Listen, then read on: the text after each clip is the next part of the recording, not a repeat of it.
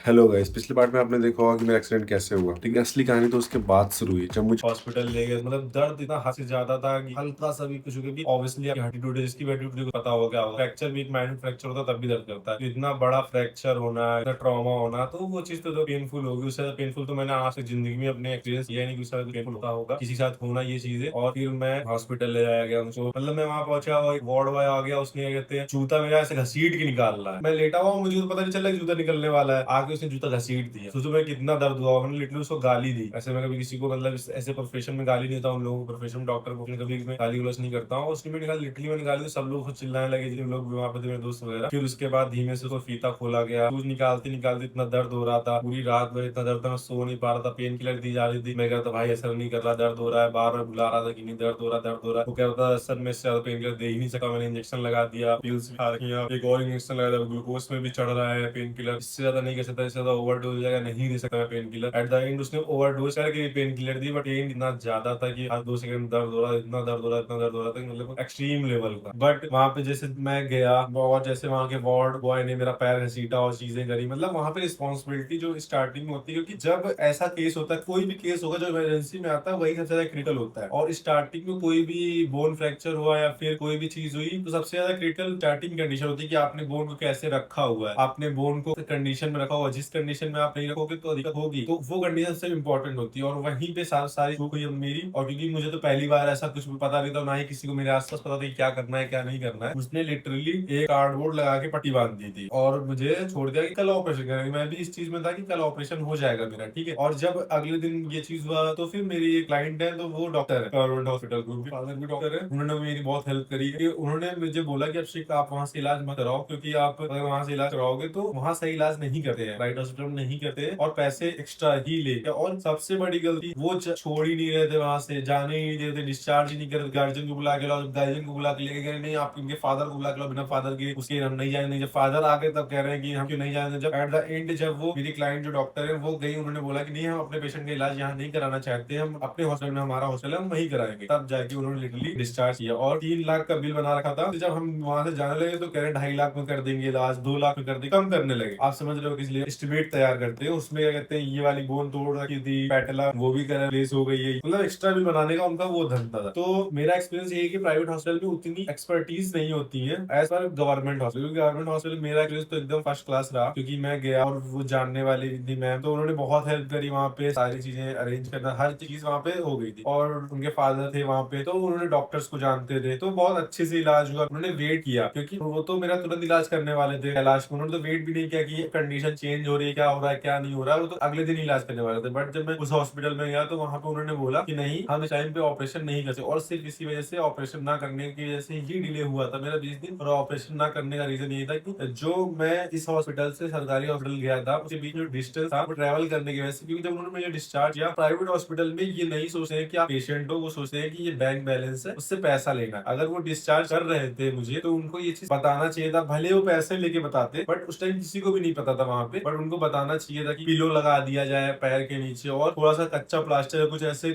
कैसे बांध दिया जिससे हिले ना, बट उन्होंने नहीं किया। और जिसकी वजह से मैं ट्रैवल करते जितना फ्रिक्शन हुआ, ब्लिस्टर फॉर्मेशन हो गया था, स्वेलिंग बहुत बढ़ गई थी। तो वहां जाते जाते स्वेलिंग बढ़ गई, और स्वेलिंग वहां जाते भी बढ़ी थी, और प्लस वेट भी नहीं किया था उन्होंने। बोला था कि 1 लाख रुपए जमा कर दो और हम ऑपरेशन स्टार्ट कर रहे हैं। क्योंकि ना तो उन्होंने कंडीशन देखी थी, ना तो कुछ देखा था। कि रात में जो पट्टी बन गई तो उसके बाद खुली नहीं थी, कंडीशन देखी ही नहीं उन्होंने कि स्वेलिंग हुई है कि नहीं हुई है, और वो ऑपरेशन करने जा रहे हैं। जब हम वहां पे होते तो उन्होंने मना किया कि ऑपरेशन इस कंडीशन पे नहीं कर सकते हैं, क्योंकि आपकी स्वेलिंग भी है और प्लस ब्लिस्टर फॉर्मेशन हो गया। स्वेलिंग में अगर हम स्टिचेस करेंगे तो बार बार खुल जाएगी, इसलिए हम ऑपरेशन नहीं कर सकते। उन्होंने वेट किया एक हफ्ते की, स्वेलिंग कम हो जाए, स्वेलिंग कम हो जाए, बट स्वेलिंग नहीं कम हुई। फिर एक हफ्ते और वेट किया, फिर 5 दिन और वेट किया, धीरे धीरे स्वेलिंग कम हो गई, फिर धीरे धीरे ब्लिस्टर कम हो। क्योंकि मैंने बहुत जगह पता भी करवाया, ऐसा नहीं कि मैं सिर्फ सरकारी के भरोसे था, क्योंकि ऑब्वियसली जब आप बेड पे लेटे होते तो आपके दिमाग में हजार चीज चलती है। तो हर जगह से पता भी करवाया, जब हर जगह से सिर्फ यही रिस्पॉन्स है अभी ब्लिस्टर फॉर्मेशन हो रहा है तो अभी हम इलाज नहीं कर सकते, अभी हम ऑपरेशन नहीं कर सकते। क्योंकि अगर इस कंडीशन में ऑपरेशन करेंगे तो आपकी इन्फेक्शन होने के चांसेस है। क्योंकि आप अगर 60+ होते, 70+ होते तो हम कर देते बिना सोचे समझे, क्योंकि आपकी लाइफ ही है नहीं। अगर आप 4-5 साल का कुछ दिक्कत होगी भी तो भी कोई प्रॉब्लम नहीं होगी। बट आप 25 के हो, 23 के हो, 20 के हो, आपकी 20s चल रही है, अब इस कंडीशन पे अगर आप ऑपरेशन कर लोगे, इन्फेक्शन होने के बहुत ज्यादा चांसेस है, क्योंकि मेटल आपकी बॉडी में जाता है तो इन्फेक्शन होने के चांसेस होते हैं। उन्होंने मना किया हमेशा। जो अच्छे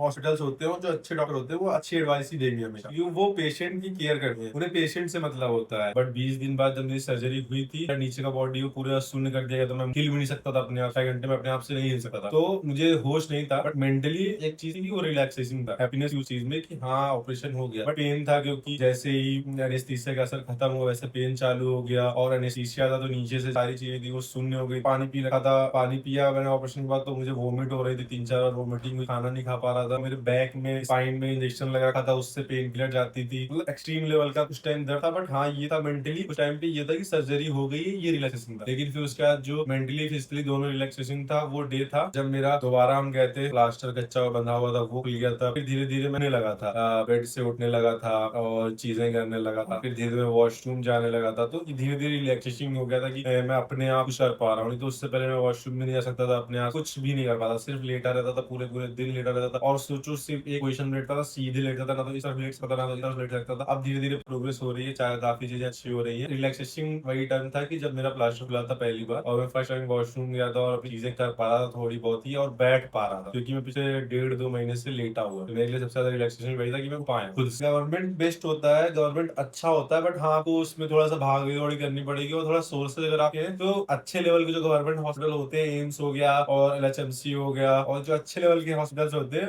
उनमें बहुत अच्छा इलाज होता है, क्योंकि वहाँ के डॉक्टर्स दिन भर में कम से कम 100 पेशेंट देखते हैं, और वो बहुत ज्यादा एक्सपीरियंस होते हैं, और उनको चीज पता होता है कि हमें बहुत सारे क्वेश्चन, हमें बहुत कंफ्यूजन था, क्योंकि पहली बार जैसा होगा तो कंफ्यूजन तो होगा। हमारे पास बहुत क्वेश्चन थे, लेकिन हर क्वेश्चन का एकदम सही इलाज हो रहा था, हमें ये चीज की खुशी थी। तो मेरे प्रेफरेंस में तो यही रहेगा कि गवर्नमेंट में इलाज बेस्ट रहता है, और पैसे का तो जमीन आसमान का डिफरेंस होता है। 3 लाख रुपए ले रहे थे प्राइवेट हॉस्पिटल में, बट गवर्नमेंट हॉस्पिटल में कम से कम नहीं तो 15 to 20 डेज एडमिटेड था। सिंगल रुपए मेरा मेडिकेशन में नहीं खर्च हुआ, सिंगल रुपए। सिर्फ और सिर्फ मेरी सर्जरी में जो इम्प्लांट डलना था मेरी, वो 10,000 का पड़ा था, उसके अलावा 1 रुपए खर्च नहीं होता कहीं से कहीं। मेरे तो पर्सनल खर्चे थे, उसके अलावा कोई खर्चा नहीं था। मेडिकेशन में मेरा कोई खर्चा नहीं हुआ गवर्नमेंट हॉस्पिटल में। 5 रुपए की पर्ची बनी थी, और उसके पास 10,000 का जो इम्प्लांट पड़ा था, और वो भी अगर आपके पास आयुष्मान कार्ड है, तो अगर आप आयुष्मान कार्ड भी देते हो ना, तो फिर वो भी 10,000 रुपए आयुष्मान कार्ड से आपको मिल जाते हैं, वो भी नहीं लगता है। तो सोचो कितनी गवर्नमेंट ने फैसिलिटीज कर रखी। बस हाँ ये है कि थोड़ा सा स्ट्रगल करना, बस सारी चीजें आपको खुद के। अगर आप वही प्राइवेट में होते तो आपको वॉशरूम कराने के लिए वार्ड बॉय आता, सारी चीजों के लिए वार्ड बॉय आता, आपको ले जाने के लिए वार्ड बॉय आता। बस गवर्नमेंट में आपको खुद भाग भाग के डॉक्टर के पास जाना पड़ेगा, खुद सारी चीजें करनी पड़ी, बस इतना सा है। बाकी बेस्ट तो मेरे हिसाब से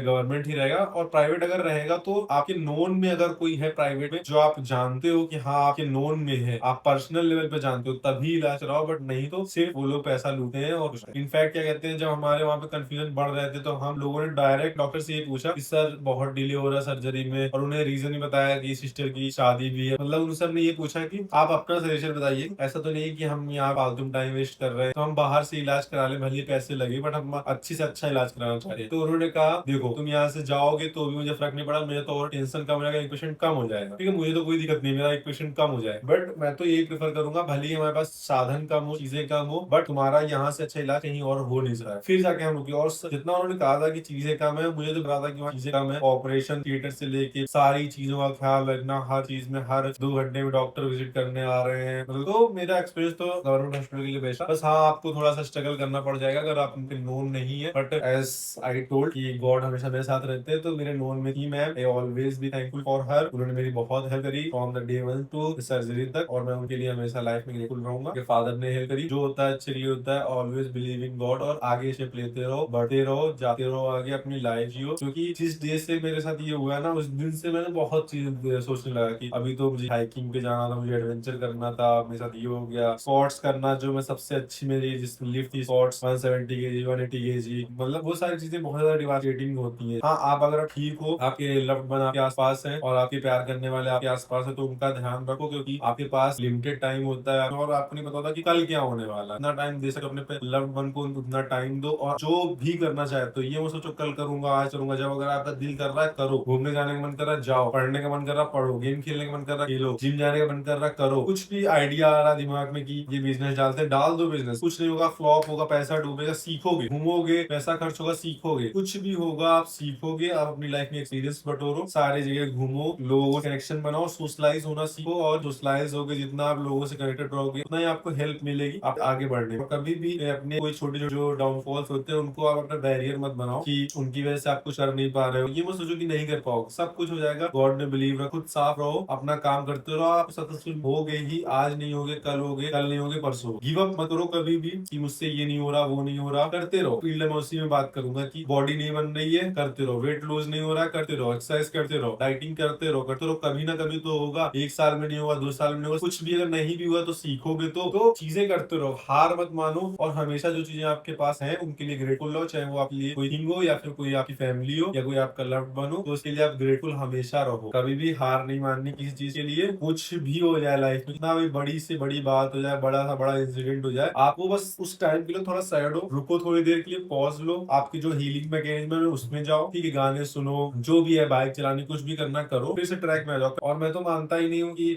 डिप्रेशन और चीजें होती, मतलब ये मानता नहीं हूँ, ये मतलब नहीं कि ये चीजें होती नहीं है। मतलब मैं मानता इसलिए नहीं क्योंकि मैं उनको प्रियोरिटाइज नहीं कर रहा था। क्योंकि अगर आप जैसे ही डिप्रेशन को प्रियोरिटाइज करने लगते हो तो आप और भी उसमें अंदर चले जाते हो। जैसे मैं खुद बता रहा हूँ, 2 से 3 महीने बेड में लेटना और बिना कुछ करे जिम ना जाना, जो चीजें आपकी फेवरेट है वो सब आपसे छीन ली गई है। कुछ भी नहीं आप कर सकते हो, ना जिम जा सकते हो, ना बाइक चला सकते हो, इनफैक्ट चल तक नहीं सकते हो, ठीक है। तो आपसे सारी चीजें छीन ली गई है। लेकिन उसके बाद भी आप पेशेंस रहोगे और चीजें करते रहोगे अपनी, और अगर आप ये सोचोगे कि यार ये हो गया मेरे साथ, वो हो गया, डिप्रेशन में जाने लगोगे, तो फिर आप उस लूप में और अंदर चले जाओगे। तो उस लूप में नहीं आना है, हो गया है, अब आगे देखो क्या हुआ। लिटरली मैं बता रहा हूँ, जिस दिन मेरा एक्सीडेंट हुआ था कि अगले दिन मैं पूरा ट्रॉमेटाइज था। मतलब अगले दिन तो मेरा एकदम हालत खराब थी। पूरे दिन मैंने कुछ भी नहीं खाया था, मतलब क्योंकि रात भर उन्होंने बोल रखा था एक वजह से कि पानी नहीं पीना, खाना नहीं खाना। तो मैंने पूरा खाना पानी छोड़ रखा था। 3-4 बजे तो मैं डिस्चार्ज ही हो गया, ठीक है। 3-4 बजे डिस्चार्ज होने के बाद मेरी उम्मीद ये थी कि मैं जल्द से जल्द ऑपरेशन है, जल्द से मुझे ठीक होना है। मेरे दिमाग में ये था कि मुझे जल्द से जल्द ठीक होना है। ऑपरेशन मुझे शिफ्ट कराया गया, दूसरे हॉस्पिटल दिल्ली ले जाया गया। वहां पे ले आने के बाद वहां पे वेटिंग हुआ थोड़ा सा। जब डॉक्टर ने मुझे देखा, उन्होंने बोला कि ऑपरेशन हम अभी नहीं करेंगे। फिर पापा ने समझाया, दोस्तों ने समझाया, पापा ने समझाया, दोस्तों ने क्या, दोस्त मेरा विनायक, उसी ने समझाया अब ऑपरेशन नहीं होगा, बट पानी वानी पी लो, थोड़ा सा रिलैक्स करो। तब मैंने जाके पानी पिया था, सिर्फ गैटोरेट पिया था, इसके अलावा कुछ नहीं पिया था। फिर जब डॉक्टर विजिट करने आए तो उन्होंने बोला कि तुम इस तरह मत सोचो कि तुम्हें वॉशरूम जाना पड़ेगा, कि तुम जा नहीं सकते। खाओ, अगर नहीं खाओगे तो और ये हील होगा नहीं, और ये पेन बढ़ता जाएगा। जब खाओगे तभी पेन कम होगा। तुम ये मत सोचो कि पड़े तो खाना अगर नहीं खाना, खाना खाओ, ग्लूकोज में चढ़ा दूंगा, इसका मतलब ये खाना ना खाओगे उतना अच्छा रहेगा। तो फिर उसके बाद जैसे उन्होंने बोला, फिर मैंने खाना खाया, थोड़ा वो हुआ। फिर उसी दिन की रात से, लिटरली उस दिन की रात से मैं सोच लगा था कि हाँ अब मैं ऑफलाइन ट्रेनिंग नहीं ले सकता हूँ। मैं सारी चीजें सोच लगा था कि मैं अब ये चीजें नहीं कर सकता, तो मैं आगे क्या करना है। मैं लिटरली यही सोच रहा था कि मुझे करना क्या है। मैंने ये नहीं सोचा कि अब ये हो गया और उसी में परेशान हूँ। था परेशान, ऐसा नहीं कि मैं बहुत बड़ा सूरमा हूँ, मतलब पैर टूटा है तो एकदम बस अगले दिन से चलने लगूंगा, तो ऐसा नहीं है। बट कोई भी सूरमा नहीं होता है, मैं भी नहीं था। तो 1-1.5 दिन मैं भी ट्रॉमेटाइज था। लेकिन जैसे ही आपका फीलिंग वो खत्म हो, तुरंत ही आप आगे बढ़ो। कभी भी गिव अप नहीं करना। कितनी बड़ी से बड़ी चीज है, गिव अप नहीं करना। क्योंकि जिस दिन सोच लो ना कि कोई बड़ा हर्डल आपके सामने आया, कोई बड़ी मुसीबत आपके सामने आई है। मेरा एक्सीडेंट हुआ था, दिन बाद मैंने यही सोच लिया था, मैंने अपने दिमाग को यही ट्रेन किया कि अब पक्का मेरा सक्सेस वाला लाइफ स्टार्ट होने वाला है। क्योंकि कोई बड़ी चीज हुई है मेरे साथ। जैसे वो वाली मूवी नहीं, रॉकस्टार में रणबीर कपूर कहता नहीं है कि कैसे सक्सेसफुल होगा। दुख, दर्द, आंसू। ओ, अच्छा अच्छा। जब तक तकलीफ ना हो ना लाइफ में, तब तक बेटा नहीं बनता है। तो घबराना नहीं। जब चीजें आपके पास बहुत बड़ी कोई मुसीबत आ जाए ना, तो यही सोचना कुछ बड़ा होने वाला है, कुछ बड़ा मिलेगा, कुछ जो तुम चाहते हो वो मिलेगा, सारी चीजें मिलेंगी तुम्हें। तो अपने सपनों के पीछे भागो, मिलते हैं, सबके पूरे होते हैं तो तुम्हारे पूरे हो जाएंगे। इतनी बड़ी कोई चीज नहीं है। बाकी कभी गिव अप नहीं करना है, ये तो हमेशा का है। तो जितने लोग यहाँ तक पहुंच गए हैं, पूरी वीडियो उन्होंने देखी, एक चीज समझी मेरी लाइफ में क्या हुआ क्या नहीं हुआ, अभी क्या सिचुएशन चल रही है। तो थैंक यू सो मच कि आप लोगों ने यहाँ तक देखा। और जब आप ये वीडियो देख रहे हो तो मैं ये वीडियो 1 या 2 दिन में पोस्ट कर दूंगा, या फिर आज शाम को ही पोस्ट कर दूंगा। और पिछली रात से 1 बजे से लेके अभी तक मैं एडिट कर रहा हूँ, और अब जाके ये वीडियो कंप्लीट हुई है। मैं तुम्हें दिखा देता हूँ कि टाइम कितना हो रहा है। तो ये देखो, सुबह के 7:32 हो रहे हैं, 11 जून थर्सडे। तो रात लग गई, और भी दिन से कर रहा था। तो इतना प्यार दो, इतना कमेंट करो, जो भी आपको ओपिनियन है, कुछ पूछना हो इंजरी से, या फिर किसी इंजरी हो रही हो, मैं फिजियोथेरेपिस्ट हूँ, जिम ट्रेनर भी हूँ। तो कुछ भी चीज आपको पूछनी हो, कोई भी चीज जाननी हो इंजरी से रिलेटेड या फिर फ्रैक्चर से रिलेटेड, तो वो कमेंट कर सकते हो। कैसा लगा वीडियो वो जरूर कमेंट करके बताना। क्योंकि एज अ फिजियोथेरेपिस्ट मैं खुद ही अपना रिहैब करता हूँ, तो जो भी मेरा रिहैब चल रहा है उसकी मैं डिटेल डालता रहूंगा। तो नोटिफिकेशन ऑन कर लो, जब कभी मैं नई वीडियो डालूंगा तो आप लोग जरूर देखना। और हो सके तो एक शेयर जरूर करना, एक लोग को शेयर करना। और अगर आप नए हो तो बिना सब्सक्राइब करे मत जाना।